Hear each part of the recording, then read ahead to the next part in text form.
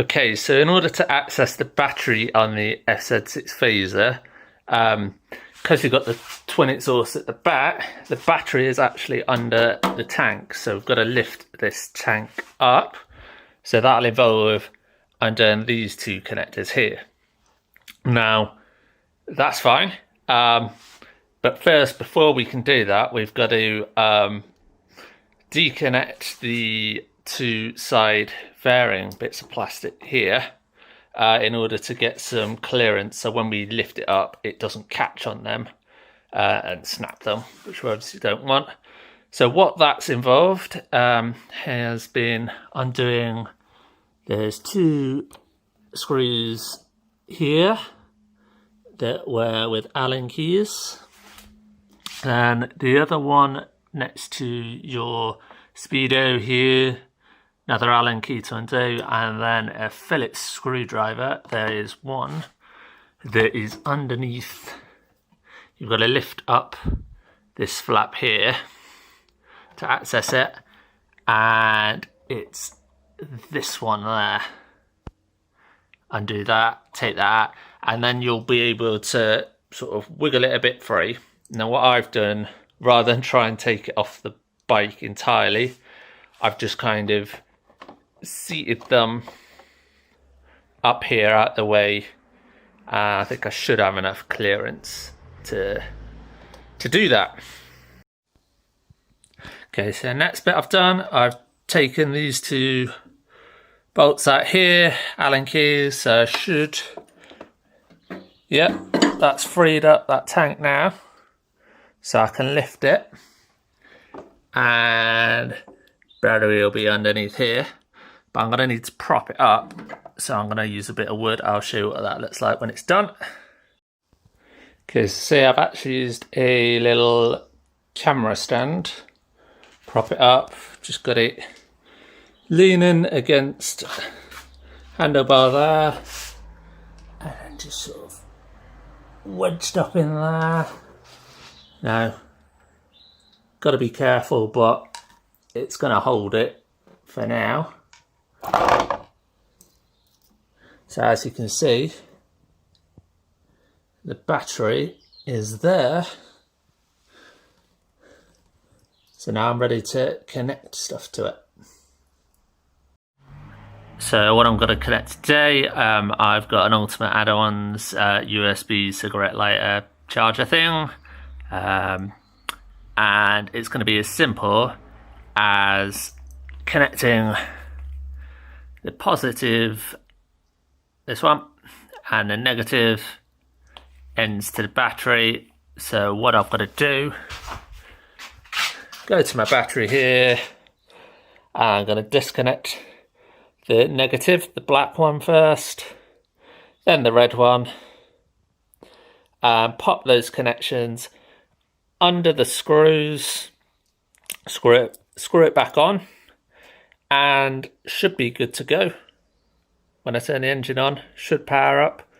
I'll do a test afterwards, show you what it looks like when it's done. Okay, so cables are now connected, negative there, positive running all the way down here. Notice I'm wearing rubber gloves, kind of just a precaution whenever I'm working with batteries. Makes sense to have rubber on you, just in case you get caught out. Another point to make here, so when you're reconnecting the battery, you do it in the opposite way that you disconnected it. So reconnect the positive first, and then the negative. So now my USB charger is connected, and moment of truth, we'll see if it's actually got power to it. And it has, yep. So all we've got to do now is just reconnect everything, pop the tank back down, reconnect all the fairings and stuff. I'm not going to do that just yet, because if you see this little RAM mount here, my next job is to connect up my Garmin sat nav that I got donated to me. and then I'll be ready to put the bike back together. Until I've got to take it apart again and add on heated grips that I'm getting for Christmas, hopefully. But yeah, process for everything is going to be the same, really. You're just connecting the wires to the battery, and then all you've got to worry about is mounting it wherever you want on your bike. But anything that you've got to fit that's electrical, that's how you do it. There are other ways. I know people wire things into their tail light and stuff, because then it you don't have to switch it on and off. But this is the way I've always done it, and because something like this, where I've got a clear switch, I'm not going to forget to turn that off. So yeah, hope you enjoyed the video. Hope it's useful for some people who are kind of doing first time mechanical stuff like me. I'm fairly new to working on the bike, but you know, I'll try and have a go at everything.